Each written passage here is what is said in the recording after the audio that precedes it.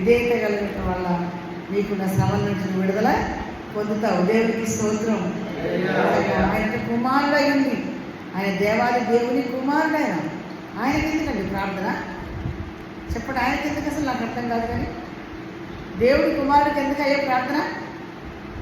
మనం చాలామంది మమ్మ చేస్తుంది, నేను చేయను, మమ్మ చేస్తే చాలు మాకు అందరికి వచ్చిందంట.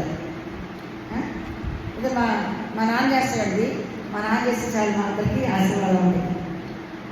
ఓకే, ఇలాగే చాలామంది క్రైస్తవులు మరి వారి భక్తిని విశ్వాసాన్ని ఆ విధంగా కప్పుపుచ్చుకొని బ్రతుకుతున్నాను. వాళ్ళ తండ్రులు తాతలు చేస్తానంటే వాళ్ళకి ఆశీర్వాదం వస్తుంది. మరి యేసు ప్రభువు కూడా ఎందుకు చేయాల్సి వచ్చింది అలాంటప్పుడు?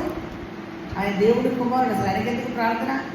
పరలోకంలో ఆయన సింహాసనం ఎప్పుడు రెడీగా ఉంటుంది. తన తండ్రికి ఇష్టమైన కుమారుడు ఆయన ప్రార్థన చేయాల్సిన అవసరం లేదు, కన్నీరు కాల్చాల్సిన అవసరం లేదు, వేదన చెందాల్సిన అవసరం లేదు, భయభక్తులు ఉంచాల్సిన అవసరం లేదు.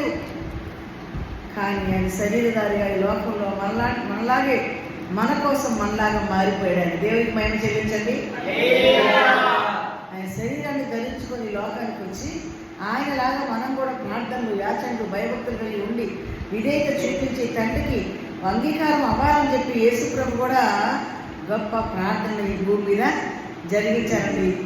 కట్టి రాత్రి అందుకే అండి, రండి రండి రండి దైవ సేవకులు ఎందుకు పిలుస్తారు, ఎందుకు పురుకొలుపుతారు, ఎందుకు ఆదివారం ఆరాధనకు రమ్మంటారు, ఎందుకు ఉపవాసాలకు రమ్మంటారు, ఎందుకు ఆన్లైన్ ప్రేయర్లకు రమ్మంటారు, ఎందుకు సభలకు రమ్మంటారు, ఎందుకు కూడికలకు రమ్మంటారు, ఎప్పుడు ఆస్తమానం ప్రార్థనలో ఉండండి ఉండండి అని దైవ సేవకులు ఎందుకు మిమ్మల్ని హెచ్చరిస్తుంటారంటే దీనికోసమండి.